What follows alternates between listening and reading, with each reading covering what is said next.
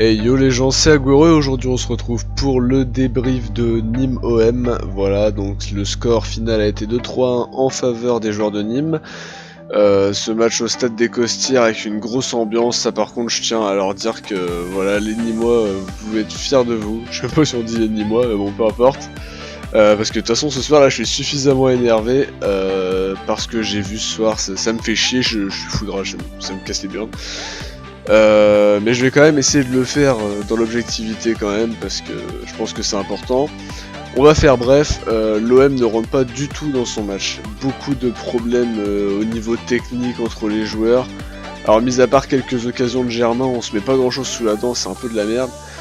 Et avant la mi-temps, Bouanga bat Sakai et également Mandanda pour ouvrir le score. L'OM réagira après la mi-temps avec un beau mouvement entre Payet qui lance Sanson dans la profondeur et Sanson qui la passe à Thauvin à la finition avec un beau piqué. Suite à ça, grosse panique dans la défense et Tube marque pour Nîmes. L'OM en prendra un troisième sur une erreur de Tchar qui a été pris totalement dans la profondeur, totalement battu. Alors on pourrait faire comme tout le monde et comme la saison passée, on pourrait parler de l'assistance vidéo qui n'est pas là ou qui n'est pas utilisée. Là à un moment, Germain se fait tirer le maillot, on peut avoir un penalty, mais on peut pas se reposer là-dessus alors qu'on joue un promu, aussi bon soit-il, aussi motivé soit-il, on peut pas se reposer là-dessus. L'équipe a été en dessous des exigences de Garcia, a été en dessous de l'événement et s'est laissé prendre par surprise par des Nîmois qui ont très bien joué. Alors on va quand même parler des choses positives qu'on a vues dans le match, parce que tout n'est pas à jeter évidemment. D'abord Thauvin a été impliqué dans ce match et n'a rien perdu de son instinct de buteur comme on peut le voir sur sa réalisation. Germain lui a été très volontaire et a montré beaucoup d'envie dans son jeu, hein. Franchement on l'a vu très actif, on va quand même le dire quand c'est bien. Les coups de pied arrêtés de Payet sont toujours dangereux même si certains pourraient être un petit peu mieux gérés. Et Sanson a lui montré de belles choses tout en restant un peu inconstant sur l'ensemble du match, mais il n'a pas été toujours mauvais ni toujours bon. Voilà, un peu en demi-teinte pour lui. Pour le négatif, j'ai trouvé Gustavo un peu absent au milieu de terrain, mais je m'inquiète pas plus que ça, on va très vite le retrouver à sa meilleure forme. Le coaching n'a pas du tout porté ses fruits, avec encore une fois l'association Germain-Mitroglou qui ne fonctionne pas. L'OM ne peut pas jouer comme ça, je le maintiens, j'ai jamais été pour.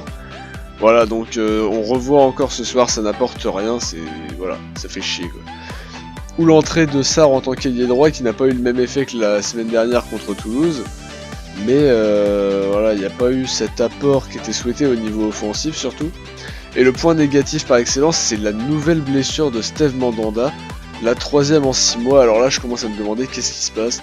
Et ça revient à chaque fois. Alors je comprends pas. Est-ce qu'il a une mauvaise hygiène de vie ? Est-ce qu'il s'entraîne pas bien? Est-ce qu'il a des douleurs? Est-ce qu'il doit être opéré? J'en sais rien, mais là ça commence à faire chier.